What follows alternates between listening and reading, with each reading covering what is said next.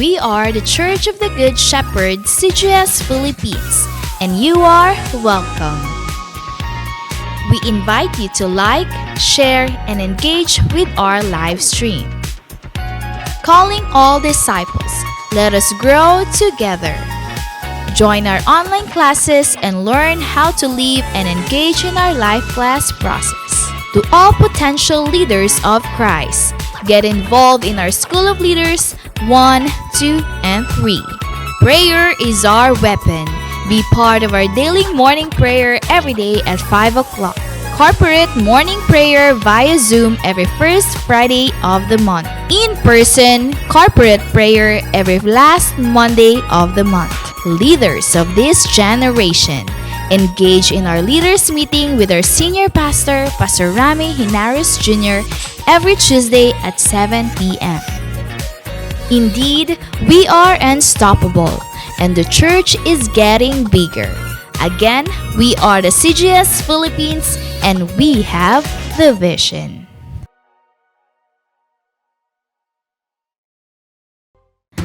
The Church of the Good Shepherd, CGS Philippines, is a vision-driven church committed to manifest and apply the G12 core values. I am a true disciple, Christ-likeness and multiplying ministry. Caught by the vision. Understand, live, and transmit the vision. Committed to sell life. Evangelism, leadership development, and multiplication. Passionate spiritually. Devotional life, prayer and fasting, and holiness. Submission to authority. Love, honor, and respect my leaders. Commitment to time. Manage and invest my time for the kingdom. Lifelong relationship. Accountability and responsibility. I love equipping and training. Training is my happy hour. I am a leader of 12 disciples. I am born to multiply. Accomplishing church goal setting.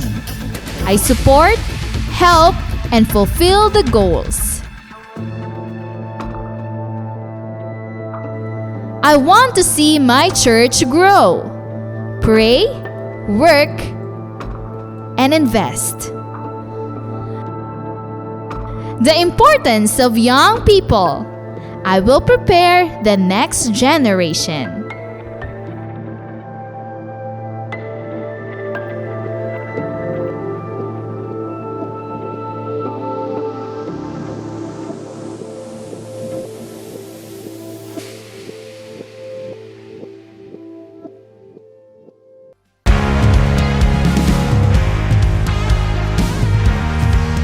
The Church of the Good Shepherd, CGS Philippines, is not just a building, but it is about people who embrace God's vision that lives its purpose, loving God and loving people. Previous years might be tough years due to the pandemic, but because of God's faithfulness to His church, the vision became even clearer and the calling of His disciples became louder. Through our online platforms, unexplainable breakthroughs become possible, and the church grows bigger and greater. With the help of God's vision manifested to His disciples and leaders, winning people became unstoppable, not just here in the Philippines, but also all around the world. Disciples, leaders, and pastors in different churches became one in spirit to continue to rise up and expand the territory of God's kingdom. As we celebrate and worship the Lord, more than 1,000 disciples woke up early at 6 in the morning for our online simbahay. And to further develop them, more people were involved in the process of discipleship. First in life class, where they learned how to live a life according to the will of God. After life class, To continue the works of God's vision, disciples were trained and equipped through the School of Leaders 1, 2, and 3. Truly, God is faithful and He will not let the church stay ordinary. This year, as the vision goes further, some of the pastors and leaders began to go to the places reached by our online platform. Together with Pastor Rami and Pastor Adele, the church visited some places in the Philippines to connect and expand God's kingdom, the church, and His vision. All these things happens because pastors, leaders, and disciples in different churches and places are committed to prayer every morning and evening. The vision will never stop, and His people will never be silent. It is true, the latter house is greater than the former, for we are the church of the Good Shepherd, and we have the vision.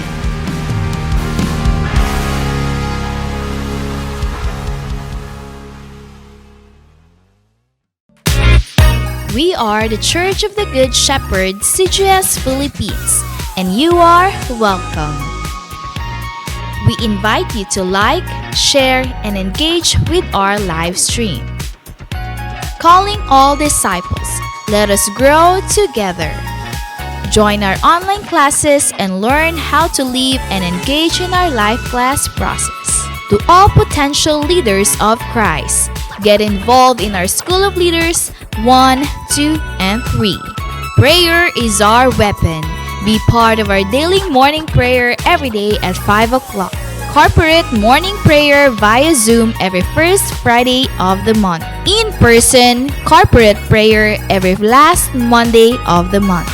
Leaders of this generation, engage in our leaders meeting with our senior pastor, Pastor Rami Hinares Jr., every Tuesday at 7 p.m. Indeed, we are unstoppable, and the church is getting bigger. Again, we are the CGS Philippines, and we have the vision.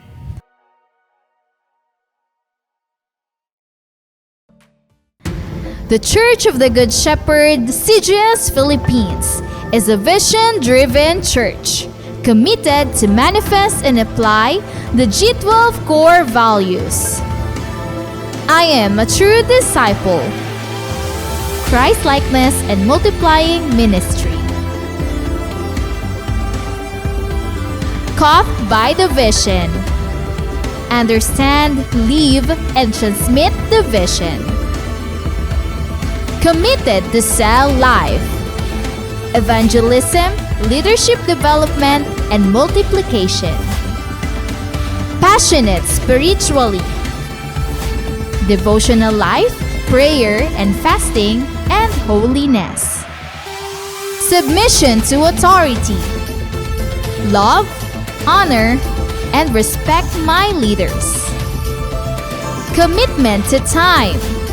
Manage and invest my time for the kingdom. Lifelong relationship. Accountability and responsibility. I love equipping and training. Training is my happy hour.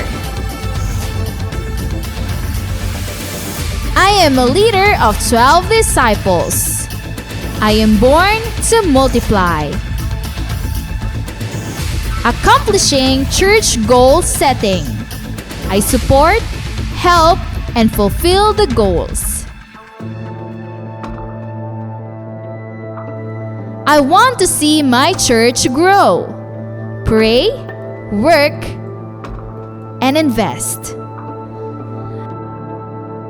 The importance of young people. I will prepare the next generation.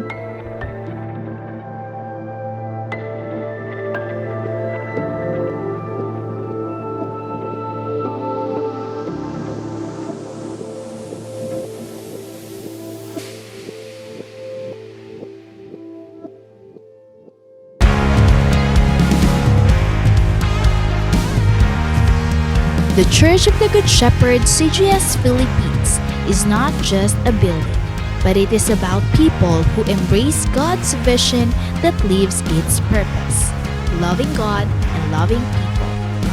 Previous years might be tough years due to the pandemic, but because of God's faithfulness to His church, the vision became even clearer and the calling of His disciples became louder. Through our online platforms, unexplainable breakthroughs become possible, and the church grows bigger and greater. With the help of God's vision manifested to His disciples and leaders, winning people became unstoppable, not just here in the Philippines, but also all around the world. Disciples, leaders, and pastors in different churches became one in spirit to continue to rise up and expand the territory of God's kingdom. As we celebrate and worship the Lord, more than 1,000 disciples woke up early at 6 in the morning for our online simbahay. And to further develop them, more people were involved in the process of discipleship. First in life class, where they learned how to live a life according to the will of God. After life class, to continue the works of God's vision, disciples were trained and equipped through the School of Leaders 1, 2, and 3. Truly, God is faithful and He will not let the church stay ordinary. This year, as the vision goes further, some of the pastors and leaders began to go to the places reached by our online platform. Together with Pastor Rami and Pastor Adele, the church visited some places in the Philippines to connect and expand God's kingdom, the church, and His vision. All these things happens because pastors, leaders, and disciples in different churches and places are committed to prayer every morning and evening. The vision will never stop, and His people will never be silent. It is true, the latter house is greater than the former, where we are the church of the Good Shepherd and we have the vision.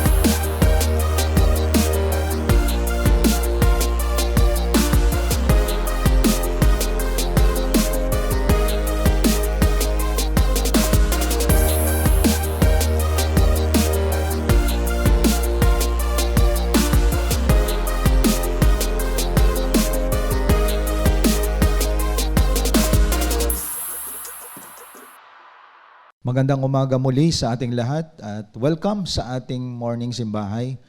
Wini-welcome natin lahat nating mga pastors, mga leaders, mga disciples, lahat nating mga cell group members, lahat nating mga nanay at tatay sa kanilang mga tahanan ay ating wini-welcome, Luzon, Visayas at Mindanao at lahat nating mga kapatiran, leaders, disciples, mga followers ng ating Panginoon na nasa labas ng bansang Pilipinas ay ating wini-welcome.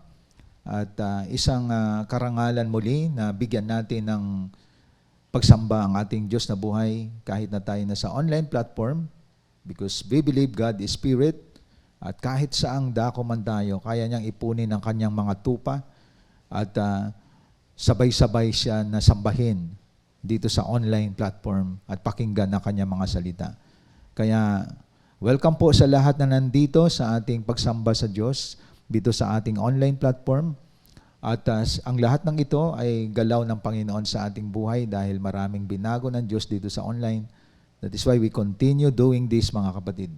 Kaya again, good morning po sa inyong lahat. Simulan natin ang lahat sa ating panalangin. Dakilang Diyos na makapangyarihan sa lahat, nagpapasalamat kami sa panibagong buhay, lakas na binigay mo sa amin. Salamat sa pribilehiyo na muli kami ay sama-samang pagsaluhan ng iyong mga salita. At dalangin namin, Panginoon, patuloy kang magpahayag sa mga anak mo na nasa iba't ibang lugar ng aming bansang Pilipinas at ganun din sa labas ng bansang Pilipinas in different nation, places, O Lord God. We know your word is powerful, your presence is in our midst, sa aming mga tahanan, O Diyos, o kaya nagbabiyahe man kami, your word, O Lord, nagpipenetrate sa aming mga puso. Thank you sa mga anak mo, O Diyos, na uhaw, sabik sa iyong mga salita. I pray, patuloy kang magministeryo sa aming kalagitnaan sa oras na ito, in different places, different location. Sa iyo namin pinagkatiwala ang lahat. In Jesus' name I pray. Amen and amen. Sabay-sabay nating sambahin ang ating Diyos na buhay. Pangunahan tayo ng CGS Philippines Worship Team.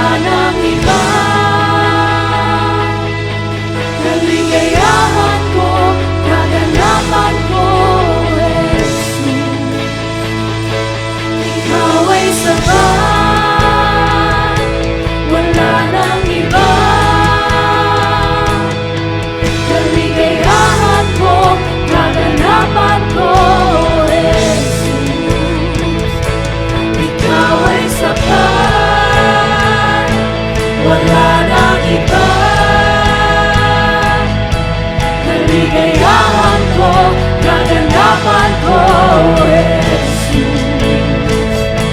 Ikaw ay sapat, wala nang iba. Kaligayahan ko, kaganapan ko, Jesus. Ikaw lamang, sa'yo lamang sumasamba, magpupuri, maglilingkod sa'yo. Ikaw ay tapat, sa'yo magtitiwala sa habang buhay.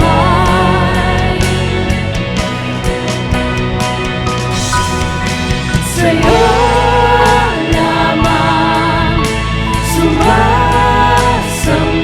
magpupuri, maglilingkod sa'yo.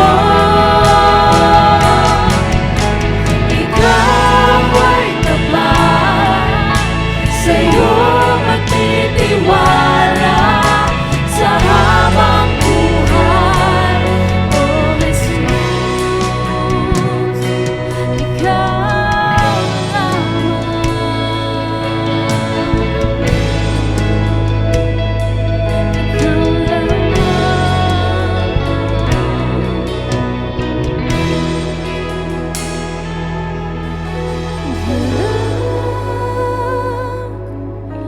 na di nababarang, bumabawi ng lahat kong agam-agam. Sa'yo ang papuri at karangalan, wala kang katulad, O Diyos. Galak na di nababarang, bumabawi ng lahat kong agam-agam. Sa'yo ang papuri at karangalan, wala kang katulad, wala kang katulad, wala kang katulad,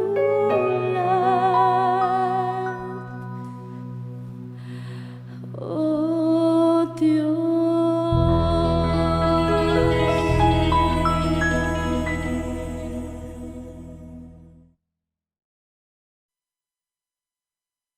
Maraming salamat sa mga mensahe na pinaabot sa atin ng Diyos sa pamagitan ng CGS Philippines Worship Team. Ang ating mga Bible, mga notebook at ballpen po natin ay ating i-prepare, mga kapatid, sa ating mga kinalalagyan kung nasaan man tayo ngayon. Dahil napakahalaga ng kanyang mga salita na ating pinagsasaluhan every Sunday. Ngayong umaga, ang ating teksto na pag-usapan, 2 Timothy chapter 2 verse 20 to 21. Sabi po dito, 2 Timothy chapter 2, 20 to 21, now in a large house there are not only gold and silver vessels, but also vessels of wood and of earthenware, and some to honor and some to dishonor. Therefore, if anyone cleanses himself from these things, he will be a vessel for honor, sanctified, useful to the master, prepared for every good work. Now, mapapansin po natin, si Paul ay nagbigay siya ng isang kapahayagan na sa isang bahay na malaki, may ginagamit na mga lalagyan. At ang sabi nga niya po dito, there are not only gold and silver vessels, but also wood and earthenware. Ngayon, ating alamin ito sa Tagalog, no, para maintindihan po natin. Bakit kaya si Pablo nagbigay siya ng ganitong example? Sabi niya, dito sa verse 20, Sa isang malaking bahay, may iba't ibang uri ng kasangkapan. May yari sa ginto o pilak at mayroon namang yari sa kahoy o putik. May ginagamit para sa mga tanging okasyon at mayroon namang pang-araw-araw. Ang sinumang lumalayo sa kasamaan ay katulad ng sisidlang natatangi, malinis at karapat-dapat gamitin ng may-ari para sa lahat ng mabubuting gawain. So, ibig sabihin, kung ating tingnan sa kultura ng ating bansa, tayong mga Pilipino, yung mga pinanggalingan nating mga ninuno, kapag may bisita, kultura ng Pinoy, yung hindi ginagamit na kasangkapan, yun ang ilalabas. Yung talagang special na kasangkapan. Kasi special yung bisita. Yung ordinaryo, yung ginagamit natin sa pang-araw-araw lang. Pero yung mga nakatago dyan, na sinisecured minsan ng ating mga magulang, pag may bisitang darating na kamag-anak, yun ang ilalabas. Merong yari sa ginto o pilak. Minsan ang kutsara ay yari sa ginto.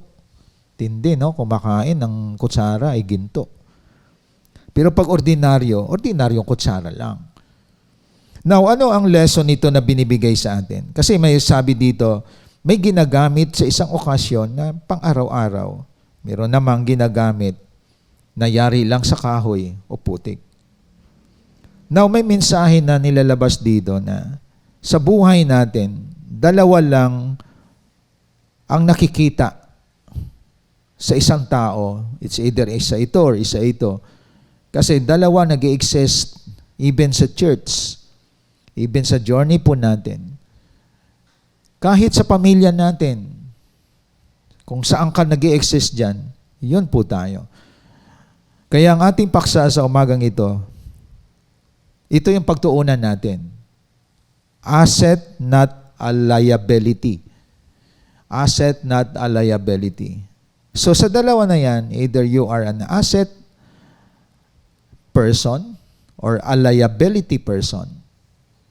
Now, atin munang alamin ito kasi ito gamit to ng mga tinatawag natin sa secular word. Di po ba? Mga accountant. Itong termino ng mga accountant. Pag sinabi nating asset, katulad ng bahay, asset yan kasi tinitirhan. Kotse, asset yan kasi ginagamit. Sa bahay natin, lahat ng ginagamit, asset, mga kapatid. So pag sinabi asset, in a simple term, nagagamit na pakinabangan. Ibig sabihin, regular mong ginagamit, asset po yun.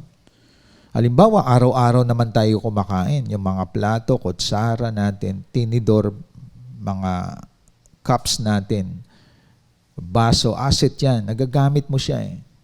Pero yung mga gamit sa bahay na sira na hindi nagagamit, ang tawag nun, liability. No? Okay. Pag sinabi liability, kumbaga, pananagutan sa Tagalog. So kung simplified natin sa spiritual aspect ng buhay natin, may mga taong asset at liability. Kumbaga, pag sinabi mo asset, nagagamit. Pag sinabi liability, walang ambag. No? Pabigat. Liability yon. Kaya dapat ma-define natin yung asset. Kasi gusto natin, asset person ka, hindi kaya liability person. Yun ang ating pag-usapan. No? Kasi pag sinabi asset, may profit, may gain. Pag sinabi liability, losses yun. Ang mga taong liability person, mga escape mentality yan. Di ba? Ang mga liability, gusto palibre. Ayun. Halimbawa, may kaibigan ka, tumanda na kayo, palibre palagi. Hindi siya asset sa buhay mo. Pabigat siya kasi mga kumikita naman, umasinsong buhay. Pero pag nagsama kayo, gusto niya libre palagi. So, ang ganyang klase ng tao, liable person yun. No? Kaya pag sinabi asset, blessing yan. Kasi siya yung naglalabas, yan nagbibless. So, asset yun, mga kapatid. So be an asset person, not a liable person. Yun ang ating pag-usapan. So pag sinabi nating asset, tatawid na tayo dito. Kaya itong ginamit kong verses, kasi yung mga gamit na yari sa ginto o pilak, nagagamit siya. At ito yung mga tao na lumalayo sa kasamaan. Katulad ng sisidlang natatangi, malinis at karapat dapat gamitin ng may-ari para sa lahat ng mabubuting gawain. So yun ang asset. Ibig sabihin, nagagamit siya for the glory of God. No? So yung termino ng mga accountant, dalhin natin sa spiritual area ng buhay natin. Na dapat, ang asset, tandaan natin, an asset person is a usable person. Diba? Number 1 point natin, usable. You are usable. So pag sinabing usable, magagamit, nagagamit. Dalhin natin sa spiritual, ginagamit sa gawain ng Diyos, lalong tumatalas, lalong gumagaling, lalong humuhusay, at kapaki-pakinabang. So yan ang isang taong usable. Ibig sabihin, ginagamit siya ng Diyos, nagpupudos pa siya ng mga kaluluwa. No? Taglay niya ang katotohanan, taglay niya ang liwanag, at isa siya sa producers of a transformed lives. Ibig sabihin, ang isang asset na tao, ginagamit siya sa kaharian ng Diyos. At kapag tingnan mo siya, marami siyang na-produce na mga taong nabago ang buhay. Mga kapatid, nilalapit niya ang mga tao sa Diyos. Yun ang asset. Dahil naunawaan niya, naliwanagan siya kung ano man ang journey niya. Ang mga taong liable, halimbawa nakakilala sa Lord, hindi pa clear sa kanya ang kanyang journey, malikot. Malikot kung ano-anong ginagawa, kung saan-saan pumupunta, at kung sino-sino ang pinapakinggan. That is not an asset of the church. That is a liability of the church. At hindi mo maasahan yan na magtatagal sa church.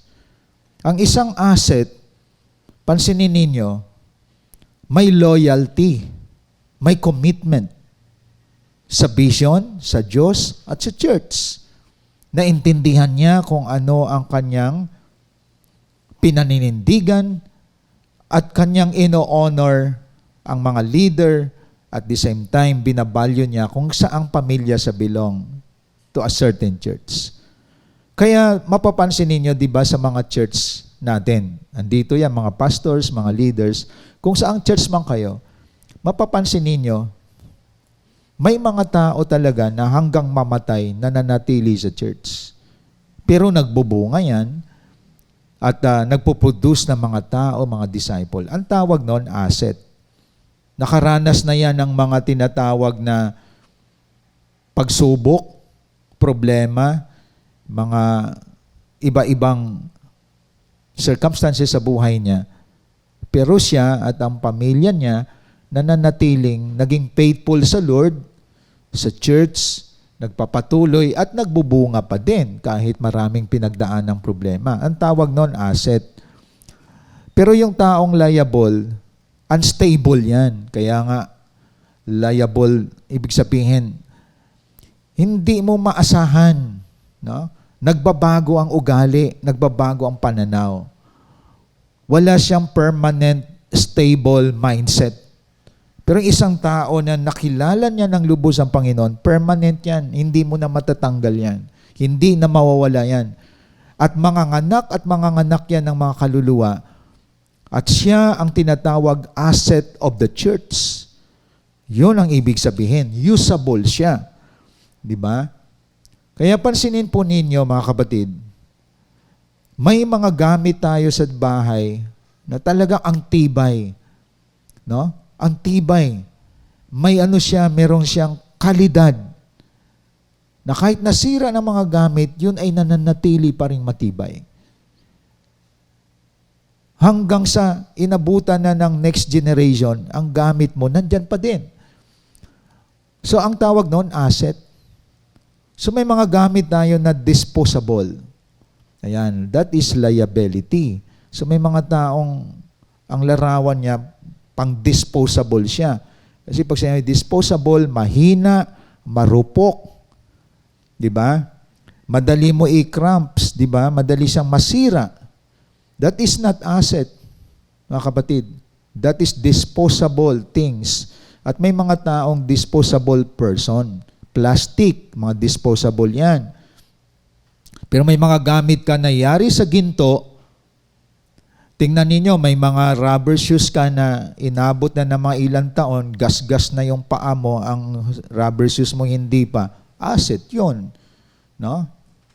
Kaya tandaan po natin, pag sinabi asset, lasting yan. Naluluma man yan, pero nagagamit, mga kapatid. So that's an asset. May mga bagay na kala mo bago, yun pala disposable din. Madaling masira ng mga pagsubok, ng mga problema. No? Akala mo magaling magsalita, wala naman palang laman.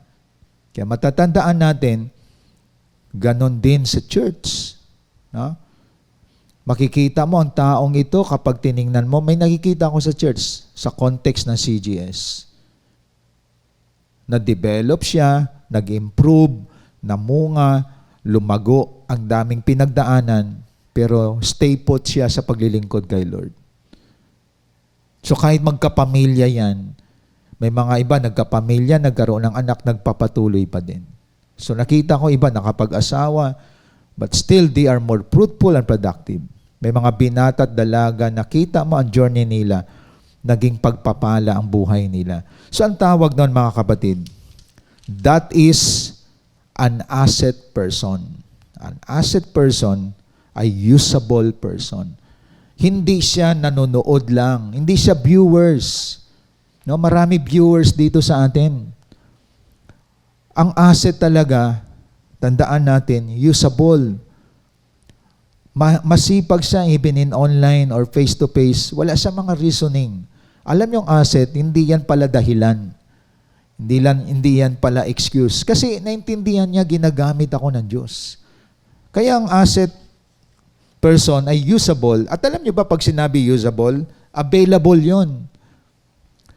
Ito yung mga asset sa church. Napapansin ko. May mga work sila, 8 hours. Pero pag gagamitin sila sa body of Christ, minsan may gawain sa labas. Ang iba, mag-under time. Mag-under time sila kasi sila ang magpapaawid sa mga churches.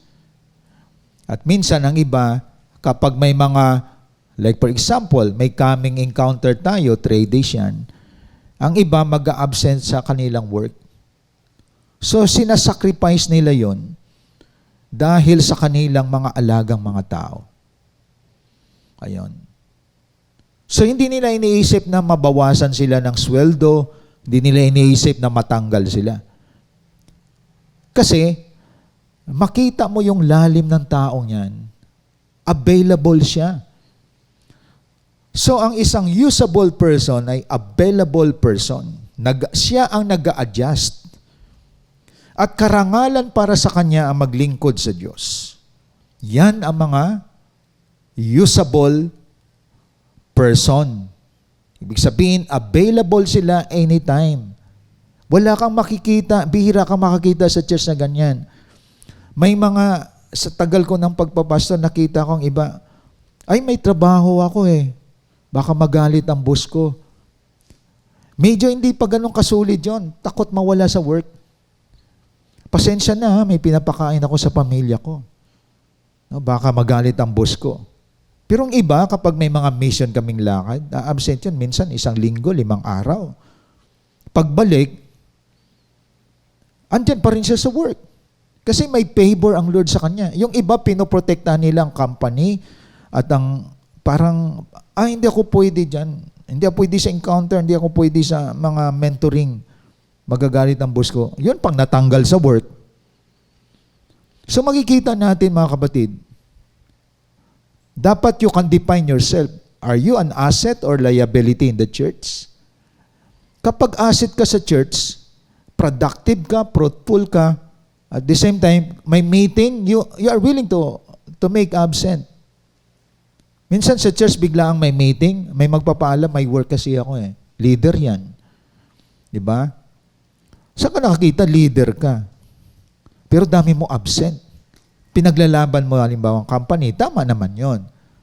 Pero diyan nakikita ang stand mo if you are liability or asset in the church. Marami dito, marami na absent sa kanilang company dahil hindi niya pwede i-compromise ang church, lalo na kapag Sunday. Magre-resign yan, may mga trabaho pa rin sila makikita. So diyan ka believe eh. At saka hindi yan matitiso rin. Hindi matampuhin, hindi mapaghanap sa sarili. Hindi siya yung nagko-compare ng sarili niya. Asset siya eh. Pag sinabi mo asset kasi ginto yan eh. Hindi plastic. Ang plastic, disposable yan. Anytime, patapon ang buhay nun. Mga kapatid.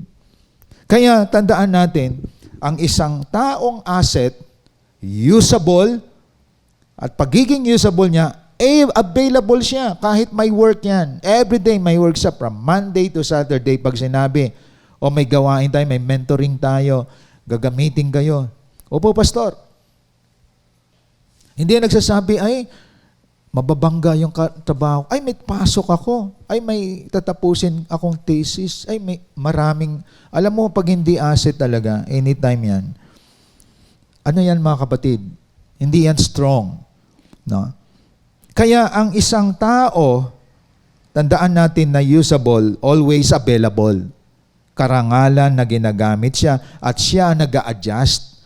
Hindi ang church nag-a-adjust. Parang ganito yan.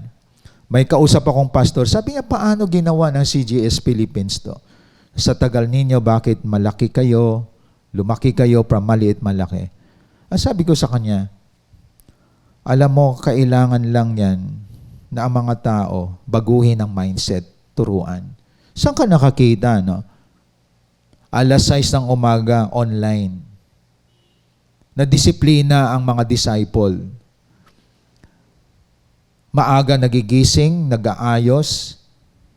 At hindi OA yon, nagpa-picture ka as part of accountability na sumamba ka. Hindi OA yan. That is accountability and responsibility. Hindi naunawa ng iba yan. Yung mga complainer, mga disposable person yan. Pero ang asset person, almost 6 years na tayo rito. Kikita mo na stabilize ang ating mga disciples and leaders nakaproduce kasi may disiplina na bago mindset, naging lifestyle natin. Saan ka nakakita? Alas 6 ng umaga. Matatapos tayo mga mahigit, minsan 7 or 7:30, mahigit. O mag-8. Pero nag-stay put yung more than 1,005 sa atin.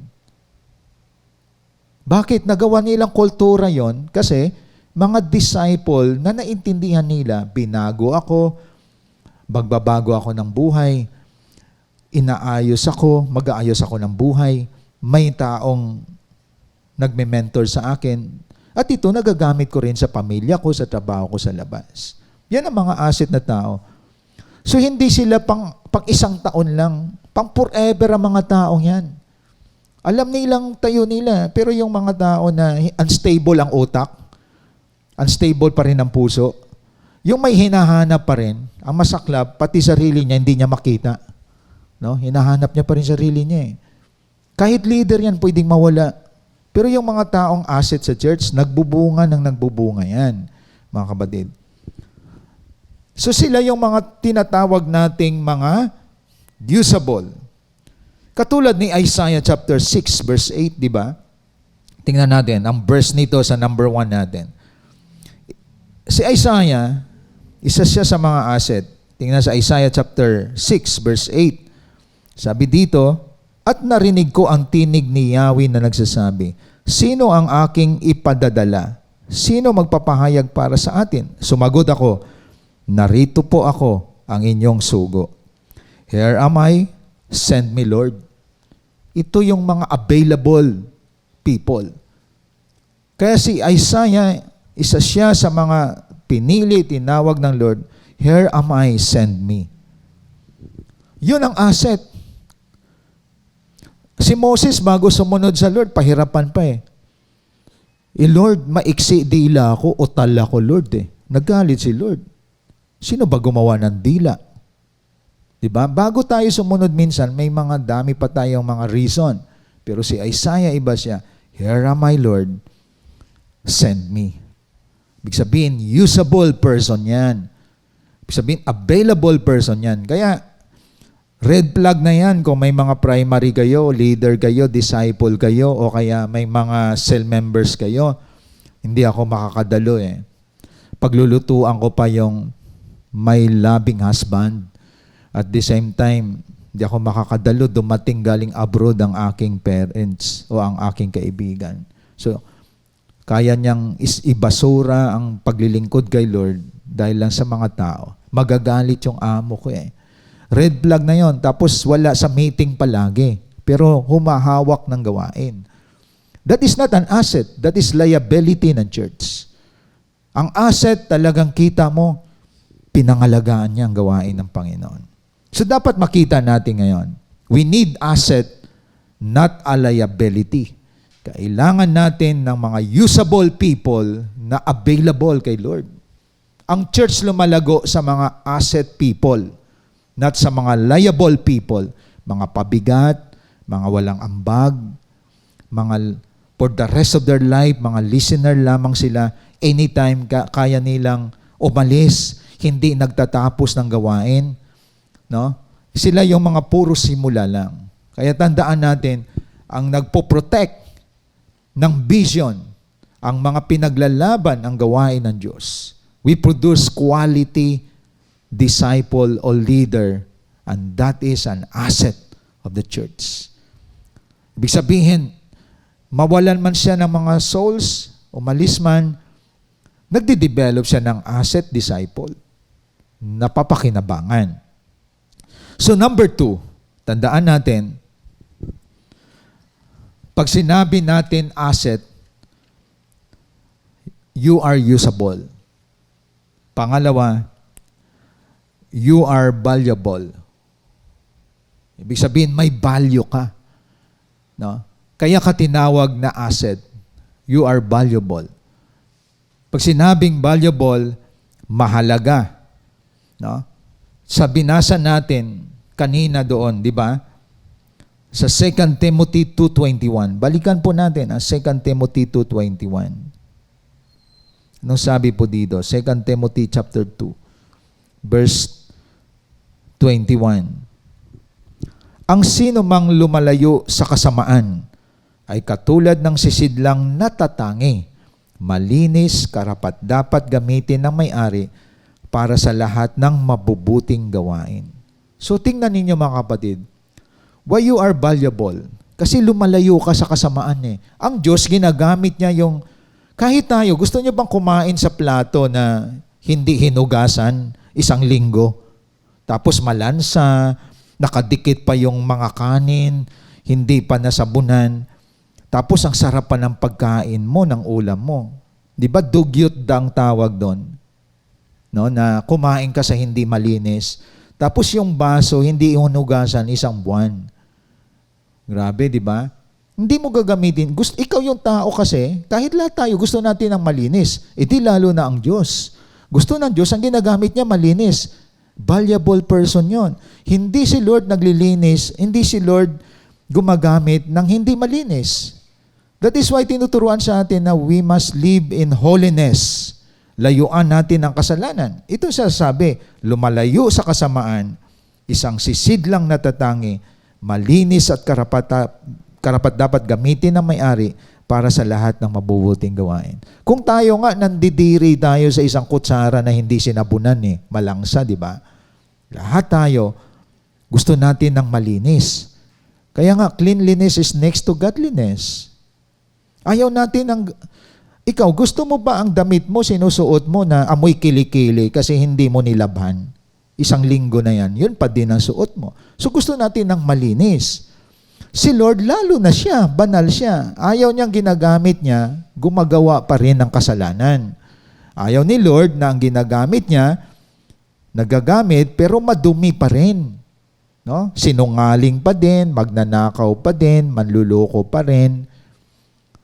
At may ginagawa pa ding kalukuhan, no? Nagpo-porn site pa rin, 'di ba? May struggle pa rin sa kanyang physical. Ayan. Pero ginagamit siya, hindi siya talagang magtatagumpay. Kaya tandaan natin, You are an asset. Why? Because an asset person is what? Valuable. Tandaan ninyo, kaya tayo nagre-repent, humihingi ng patawad sa Diyos, nagko-confess ng kasalanan natin, lumalayo tayo sa kasalanan, effective ka ngayon sa paglilingkod kay Lord. Hindi ka sinungaling. Hindi mo pinaglaruan lang ang paglilingkod kay Lord. Seryoso mo itong ginagawa.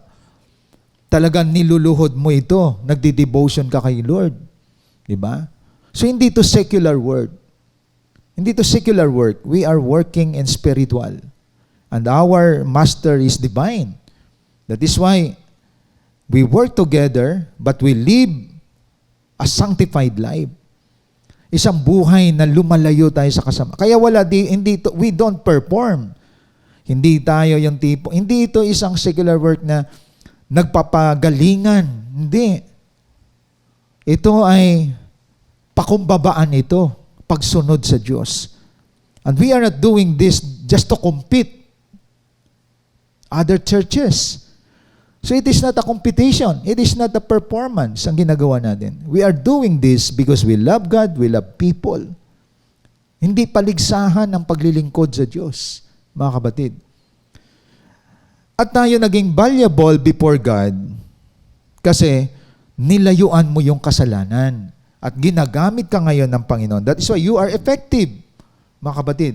Kaya pag hindi ka effective, pupwedeng marumi pa ang ating mga ginagawa. Kasi ginagamit ng Diyos yung malinis. Kaya tandaan natin, no, kayong mga nandito, valuable meaning may value ka, mahalaga ka sa Diyos. Kaya layuan ninyo yung mga taong dinidevalued ka. Diba? Parang katulad nito, para maintindihan natin yung you are valuable. Yung bottled water, pag binili mo dito, ang worth niya 25 pesos. Pagdating sa airport, ang worth ng bottled water, 75 pesos. Pagdating sa airplane, ang worth niya, mga 100 na. Grabe. So, ang value niya, depende sa lugar. Ganon din ang tao. Alam nyo ba na may value ka sa Lord? Dati galing ka sa putikan, mahalaga ka ngayon. Kaya mataas ang respeto sa iyo ng mga tao kasi nakikinig sila sa iyo, may mga dinidisciple ka. Kaya ang value mo nasa circle of the kingdom of God. Makikita mo may mga tao nang ginagalang ka, nire-respeto ka. Ginagamit ka kasi ng Lord eh. Pero subukan mong bumalik sa dati. Balikan mo mga barkada mo, mumurahin ka, pagkakantsawan ka, dinidevalued ka nila. Kaya tandaan ninyo to, kayo na nasa gawain ng Diyos, binabalyo kayo ng Lord. Pinahalagaan kayo ng Lord. Noong dating lasinggero ka, chismosa ka, yung dating nagsusugal ka, nagmumurahan kayo ng mga kaibigan mo kahit dyan sa online. Pero ngayon na may cell group ka na, may mga taong ginagalang ka na, may value ka na. Dati wala kang worth. So tandaan natin, naging asset ka ngayon because you belong to the kingdom of God. At the same time, you are one of the valuable person. Because you are asset. Ginagamit ka eh. Kaya ang pagiging valuable person mo, nananatili dyan. Pero pag lumabas ka sa mundo, balikan mo kaibigan mo, mumurahin ka. So saan gusto mong binabalyo ka? Siyempre doon sa mga tao na kung saan nire-respeto ka, hindi ka binubuli. At yan ang iyong ginagawa sa paglilingkod sa Panginoon. Nakita niyo mga kapatid? Mahalaga yon. Parang ganito yan. 25 years kang inalagaan ng magulang mo. 25 years kang iningatan ng parents mo. You are 25 years old ngayon. May nambula sa iyong isang padala ni Satanas. 25 minutes, jowa mo na siya. Pinagpalit mo ang 25 years sa 25 minutes. Nang kayo na, ginalaw ka, pagkagalaw sa iyo, minumura ka na niya araw-araw. Nagalaw ka na eh. Warning to sa lahat ng mga babae. Warning to sa mga dinidisciple at leader ng church. Biro mo, nag-spend ang church sa iyo for so many years para mahubog ka, 5 minutes, niloko ka, binola ka, sumama ka na. 25 years kang inalaga ng parents mo, 25 minutes lang, jowa mo na yung tao. Ginalaw ka niya, niyari ka niya. At nang kayo na, hindi ka lang minumura, sinasampal ka pa. At pagkatapos, nabuntis ka ngayon. Ang tawag nun, ang value mo, na-devalued ka. Bakit? Tinapon mo yung halaga mo eh. Di po ba? Ang halaga mo, binaliwala mo yon.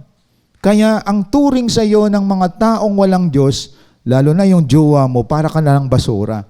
Di ba? Masaklap nun. Umiiyak ang puso ng mga parents sa ganyang klase ng mga anak. Kita mo lang yon. Pinaaral ka, pagkatapos binuntis ka ng adik. Sakit sa parents yon. Yung mga nilalapastangan ang salita ng Diyos. So hindi mo pwede sisihin parents mo, ikaw dahil may utak ka eh.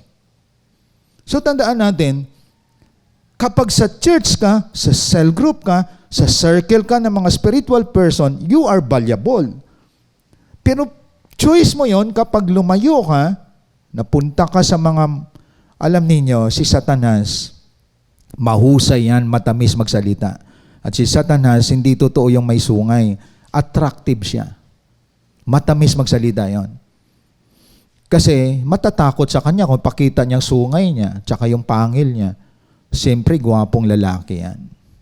Tsaka mahusay magsalita yan, ang tamis magsalita. Ang mundo i-attract ka nun. Pero sa likod nun, sisirain buhay mo. Diba? Akala mo, wala nakakita, i-attract ka sa mga kahinaan ng flesh mo. Mahina ang mata mo, ma-attract ka sa porn site. Mahina ka sa opposite sex, madali kang ma-attract sa babae o sa lalaki. Pero sa likod nun, i-devalued ka nun, mga kapatid. Kaya sa halip na asset ka, liability ka. So ang isang asset, strong person. Hindi mo matitinag yon. At siya ay valuable sa mata ng Diyos. Kaya tandaan natin to, if you want to stay valuable, stay in the kingdom of God. Sa gawain ng Diyos, sa mga tao na nirerespeto ka, sa mga tao na mga dinidisciple mo, ginagalang ka, subukan yung lumabas at balikan mga kaibigan nyo na mga bastos at walang Diyos sa buhay. Sakit sa tenga na makarinig ka ng pagmumura at hindi ka ginagalang, pinagtatawanan ka pa. Ano pre, magpapastor ka ba?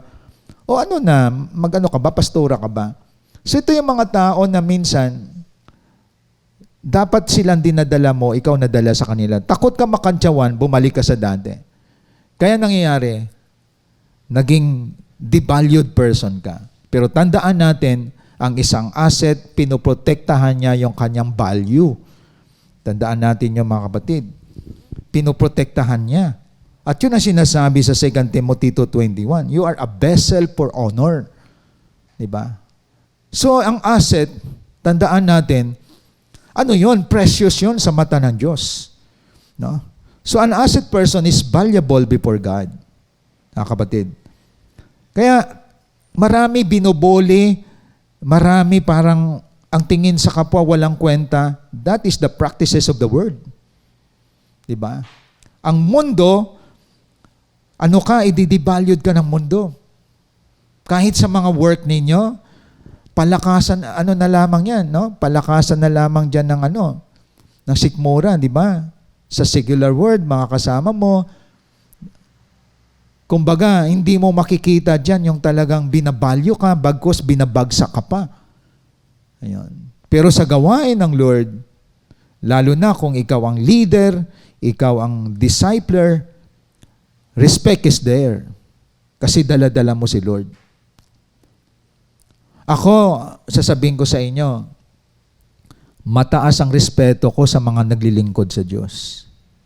Sa mga cell leaders, sa mga leader of leaders, sa mga nagpapadisciple, mga discipler. Mataas respeto ko dyan. Humahanga ako dyan. mga kapatid. Kaya hindi ko hinangaan yung magaling sumayaw, magaling kumanta. Kasi hindi naman performance ang hanap natin dito. Yung hinahangaan ko yung naglilingkod talaga sa Lord. No? Yung nagpuproduce talaga siya ng mga souls. No? Believe ako dyan. Ang mundo, iba ang binibiliban eh. Iba ang paghanga ng mundo eh. Di ba? Ang mundo, iba ang attraction ng mundo. Mga kapatid.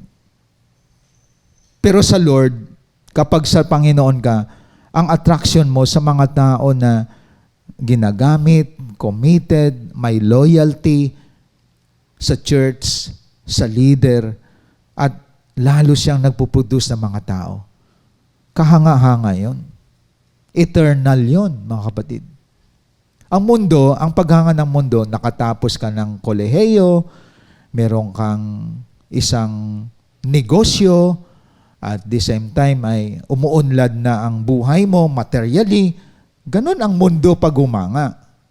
Di po ba?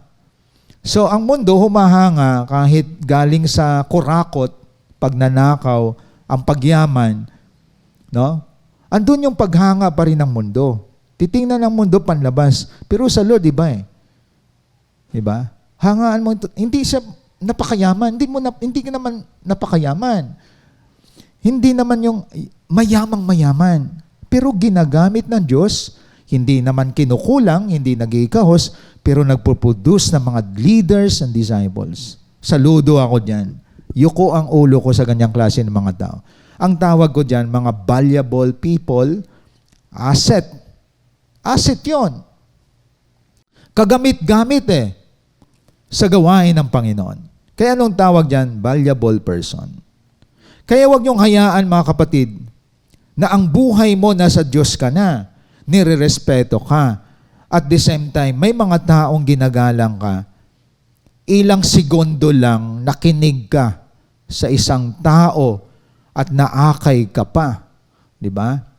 Ibig sabihin, yung value mo, nagiging devalued person ka na. At huwag mangyari yan sa mga young people.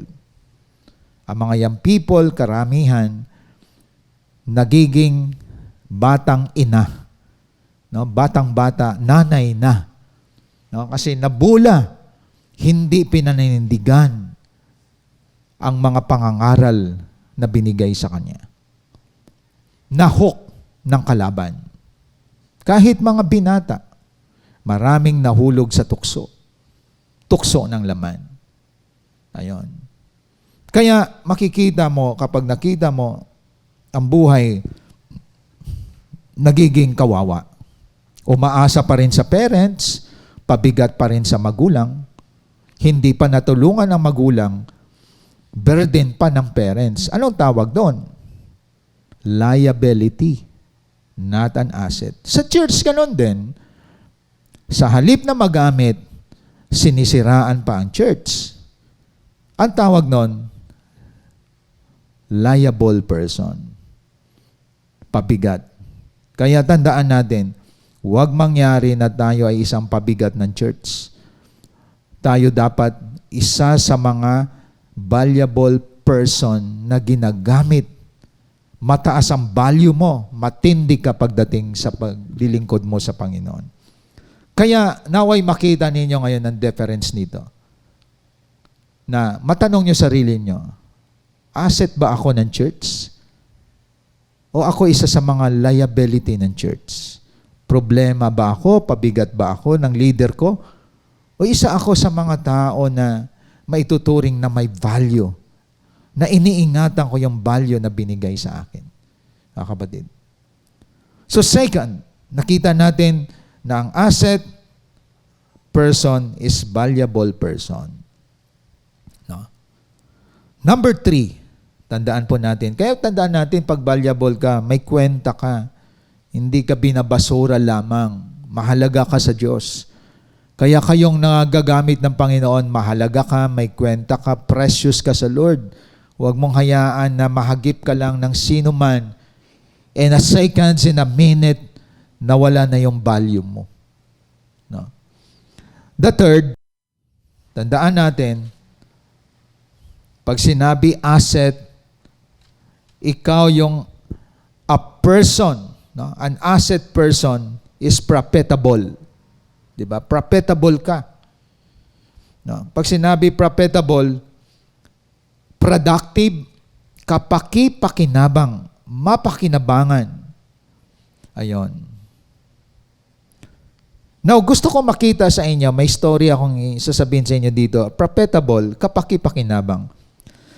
Alam nyo, kung kayo nagdi-devotion, bakit si David ay King David, nung siya ay isang warrior, bakit siya ay maraming mga nadali o pinatay na mga warrior kalaban nila? Iniisip natin, mahusay si David sa pagkipaglaban. Pero kung tingnan mo, yung credit natin palagi, ang kredito natin palagi kay David, kay King David. Pero nakita natin, may mga tauhan pala siya, mga valiant warrior. Pag sinabi valiant warrior, matatapang, magagaling, mahuhusay. At meron si King David na tinatawag na in a single encounter, sa isang labanan lamang, may mga tauhan siya na sa oras na yan, 300 ang pinapatay. Ang isa naman, 800 ang pinapatay. So in a single encounter, ma-imagine mo mga kapatid, mga sibat lang ang ginagamit. Kaya si David ay may mga strong, valiant warrior of 3. 3 lang, circle of 3 ang tawag nun. Pero ang pinapatay, daan-daan. Pero mo, isa pinatay, 800, sibat ang ginagamit. Kaya sabi ko nga, parang nanonood ako sa palabas ni Jackie Chan at ni Jet Li. Di ba? Parang hindi makatotohanan na. Pero totoo, sinabi ng Bible. So matitindi yung mga valiant warrior ni David. At yun ang kailangan nating klase ng mga warrior na disciple. Hindi mga duwag. Hindi ko kaya yan. Kailangan natin ng mga warrior, disciple, na pinapatay ang lumang pagkatao ng isang tao at naging bago, natatransform. Kaya pansinin nyo, may mga leader tayo sa primary namin. May mga primary kami, almost warrior, mga babae. 3 digits yan. Ang report nila, 200, 180, ang iba 300, 400. Tawag ko dyan, valiant warrior.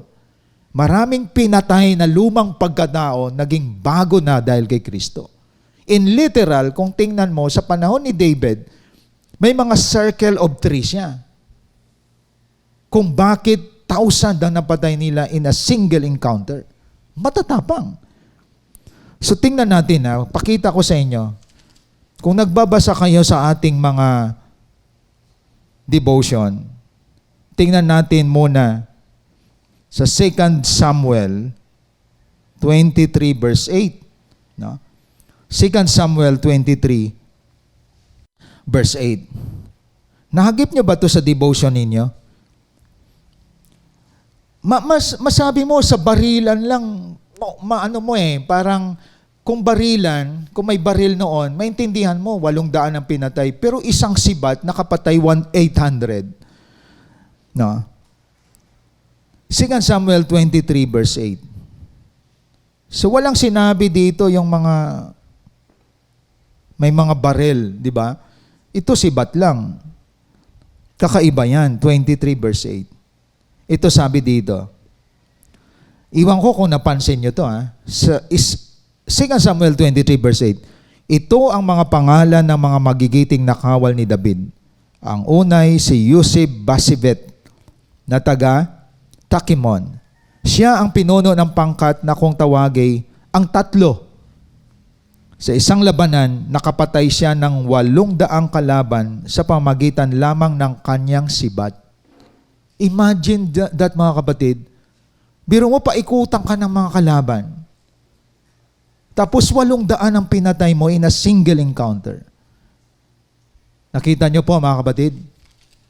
So dito, dapat makita natin na yung mga tao na ating inaalagaan, mga profitable people, kapaki-pakinabang, na may tubo ka sa kanila. na yung na-disciple mo, nagdi-disciple din at nagdi-disciple din. Yung mga profitable people, kailangan natin sa church. Hindi ka lugi sa mga dinidisciple mo. Kasi mga hindi duwag, matatapang. Ay baka tanggihan ako, baka pahiyain ako. We don't need that kind of people. We need people who are profitable. Kaya sa amin, may primary kami, walang zero. Matatapang eh. Biro mo, primary zero report. Saan ka nakita na sa digmaan ka, ilan na napatay mo? Wala. Anong ginawa mo dun? Di ba? Anong ginawa mo? Bakit leader ka? So dito, makikita natin, hindi sikat to si Yossi Basibet. Pero kung tandalin natin sa time natin, pag leader ka, grabe, no?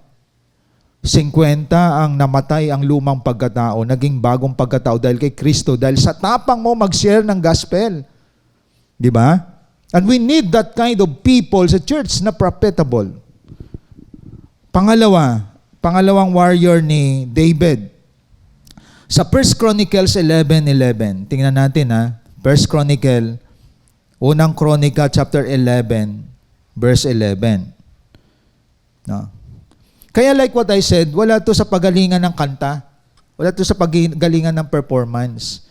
Dapat, ang kailangan natin ma-produce sa ating mga tribes, mga valiant warrior, may tapang na ipangaral ang salita ng Diyos. Hindi physical battle, but spiritual battle. Kaya sa primary namin, nakaproduce ang iba, 3 digits na sila. Hundreds. Yan yung mga matatapang. Hindi yung primary ka, ilan napatay mo? Isa lang po. Isa lang po ang napatay ang kanyang lumang pagkatao. Di po ba?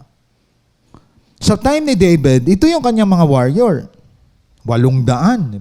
Biro mo, pinatay 800. 1 Chronicles 11:11. Tingnan niyo po. Ito yung circle of 3 ni David. Una sa lahat ay si Jasubim, isang Hakmonita. Siya ang pinuno ng pangkat na 3.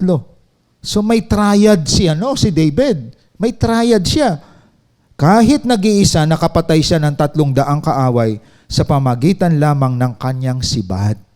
Ayon. Kaya ang tanong nga, ano ang nasa iyo? Gamitin mo para manalo ka. Anong nasa iyo? Bibig. Ipangaral mo salita ng Diyos. Anong nasa sundalo ni David? Sibad. Naprotektahan ang bayang Israel. Imagine that. Hindi baril to, hindi machine gun. Ha? Ang napatay niya sa kanong nasa kanya, sabi dito, kahit nag-iisa, nakapatay siya ng 300 kaaway. So si David, meron siya mga profitable warrior. So ang isang asset ng church, profitable. Di ba pag sinabi profitable, may kita ka, kumikita ka. So dapat, pang disciple, kapag dinisciple mo ang taong ito, kumikita ka ng kaluluwa papunta sa langit, nababawasan ng papuntang impyerno. Dapat tayo mga profitable people, na meron tayong nadadala sa paglilingkod kay Lord na buksan ang puso ng isang tao. Kasi marami ngayon naligaw eh. Marami nadaya. No? Kung sino maingay, pinaniwalaan natin. Di po ba? Pero matandaan natin, mahusay magsalita ang kadiliman. Pero ang truth of God, hindi mo pwedeng i-compromise yan. The truth is truth. So dito makikita natin, may triad si David. Ang isa, 800 ang napatay. Ang isa, 300. Hindi mga sikat na tao to. Diba? Si Jasubim. Pangatlong triad, 1 Chronicles 11:20. No? Diyan din po. 1 Chronicles 11 verse 20. Si Abisai na kapatid ni Joab ay nakapatay ng 300 kaaway sa pamamagitan ng sibad. Kaya lalo siyang kinilala na bantog na 30 sa kanyang pinamunuan. Imagine that, mga kapatid. Parang sa time natin ngayon, sa context ng discipleship, 300 ang mga taong binago ang buhay dahil sa salita ng Diyos. Imagine mo that. At ikaw yun dapat. Madrama ka, maarte, Marami kang dahilan. You cannot make it. Even 3 disciple, you cannot make it. We need warrior, valiant warrior of God. So dito, ang pangatlong triad ni David, si Abisai. Di po ba? Mga sibat lang ang gamit nila. Pero ang pinapatay nila, hindi 3, hindi 8, daan-daan.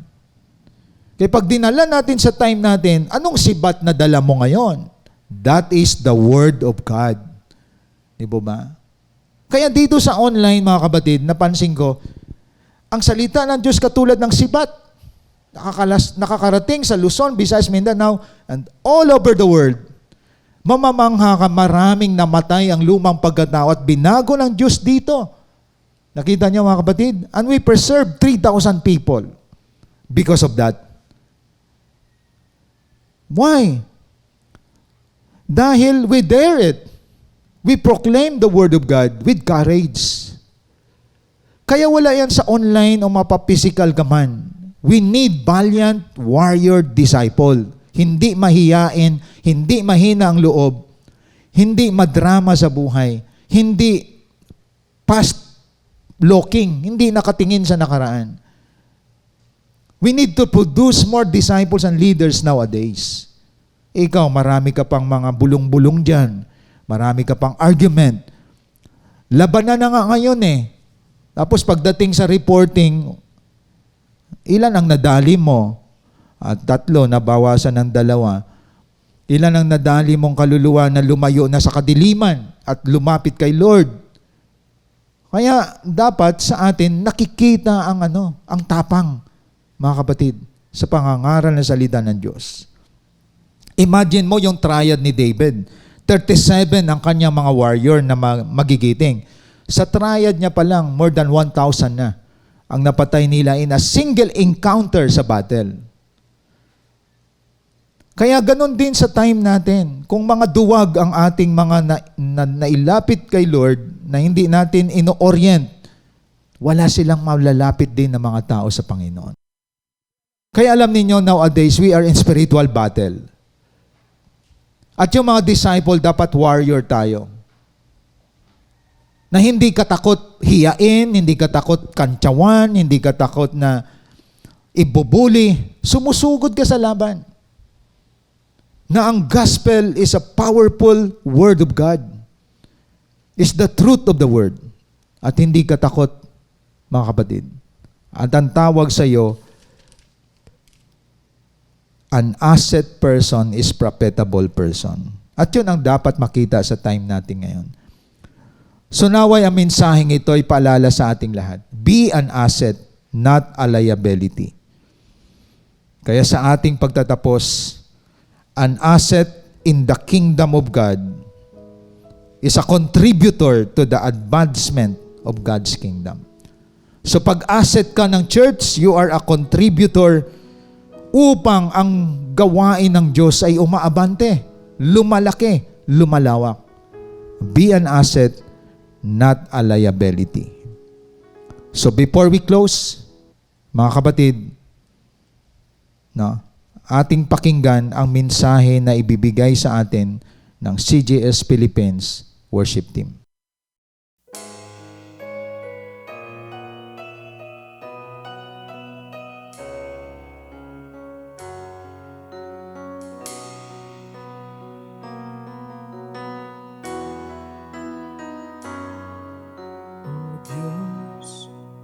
Kabutihan mo, ako'y naririto upang magpuri sa iyo. O Diyos, sa kabanalan mo, nalulugod ako, buhay ay iaalay ko. O Diyos, kabutihan mo, ako'y naririto upang magpuri sa iyo. O Diyos, sa kabanalan mo, nalulugod Maglilingkod ako, buhay ay iaalay ko. Ikaw lamang ang nagtiwala sa akin, O Diyos, di kita ibiguin. Magtatapat sa'yo, maglilingkod ako, O Diyos, kay buti mo.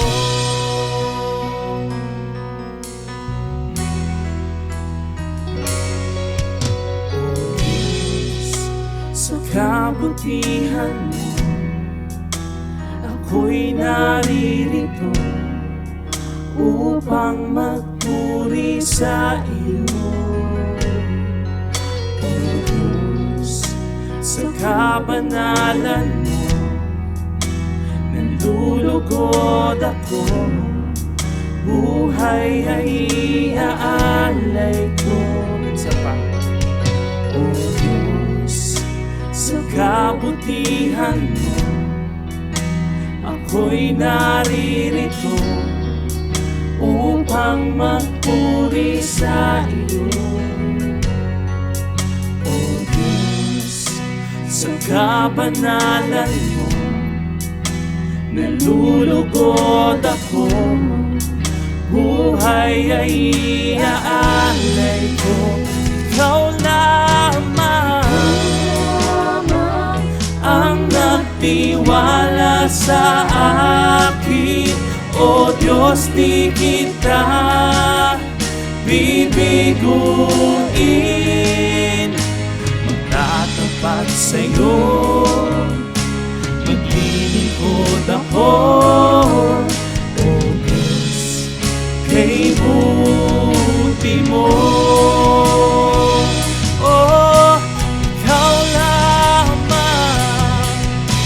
Ikaw lamang ang nagtiwala sa akin, O Diyos, di kita bibiguin. Magtatapat sa'yo, maglilingkod ako, O Diyos, kay buti mo.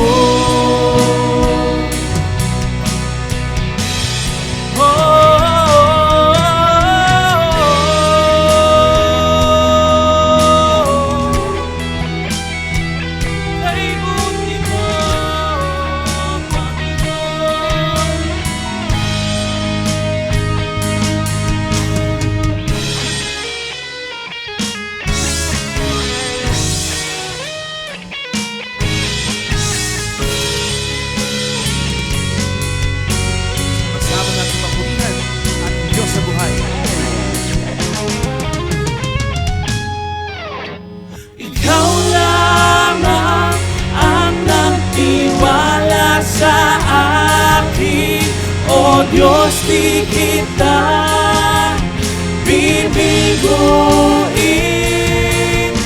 Magtatapat sa'yo, maglilingkod ako, O Diyos, kay buti mo.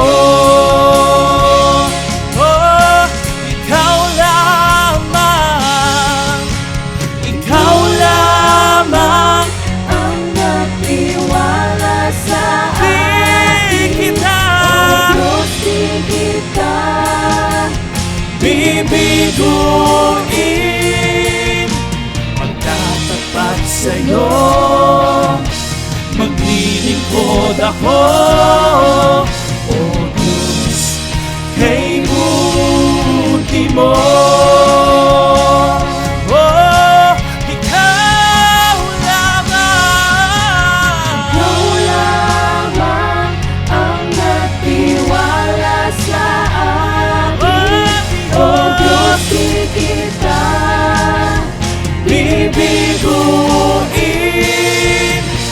Magtatapat sa'yo, maglilingkod ako, magtatapat sa'yo, Maglilingkod ako, magtatapat sa'yo.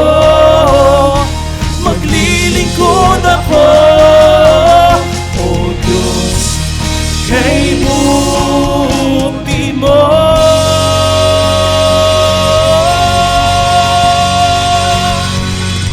Kay buti mo, Panginoon.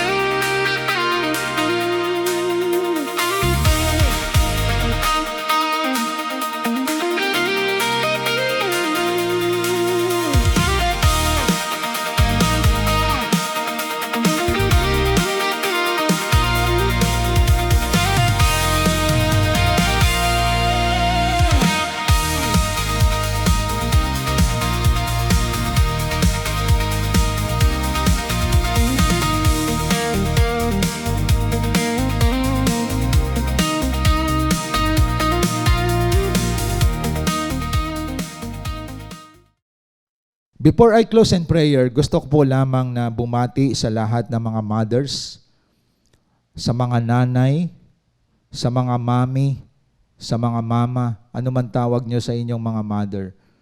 Motherhood, nanay, mami, mama. Kayo po ang bayani ng tahanan. Kasi kung wala kayo sa tahanan, malungkot ang tahanan.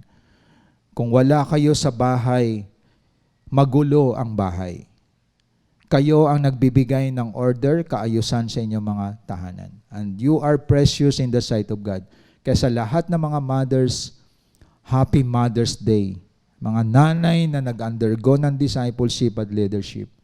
Ibe-bless kayo ni Lord at naway marami pang nanay ang mailapit nyo sa Panginoon. Saludo tayo sa lahat ng mga nanay. Isa kayo sa mga silent hero ng tahanan. Tahimik na bayani ng tahanan. Alam namin, umiiyak kayo. Minsan, di namin nakikita. Pero kayo yung nagpipray sa inyong pamilya. So, saludo kami. Ang CGS Philippines ay bumabati sa lahat ng mga nanay ng Happy Mother's Day. Pagpalain kayo ng Panginoon. Let us pray. Maraming salamat sa palaala mo sa amin, Panginoon. Na we must live a person na isang asset sa church.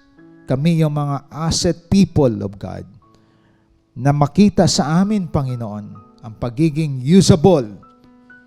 Nakikita sa amin ng valuable, na ingatan namin ito, ang pagiging valuable namin, Panginoon. At ang pagiging isang mga tao, O Diyos, na prophetable, na papakinabangan ng church, lumalago ang church dahil maraming leader na nagpuproduce ng leaders, hindi mga liable, hindi pabigat at walang inaambag sa church, bagkus naging problema pa ng church. We pray na we can advance the kingdom of God because of this kind of people na mga asset sa church. Nagagamit, napapakinabangan, useful, productive, fruitful in the kingdom of God. I pray blessing to all your people today, O God. In the name of the Father, the Son, Jesus Christ, and the Holy Spirit. Amen and amen. Thank you and God bless po sa ating lahat. Hope you've been blessed by the message of God today as we continue to extend our calling in loving God and loving people, even in online, and keep you more updated to our journey in God's vision. Connect to us wherever you are. Like our Facebook page. Follow us on our Instagram account.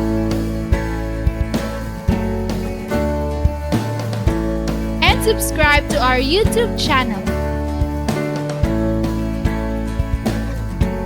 Be a blessing and always be updated. Are you blessed? Now it's time for you to become a blessing online. By sending stars to support our local church and take part in our lot project. And Be a cheerful giver through sending your tithes and offering to our GCash account.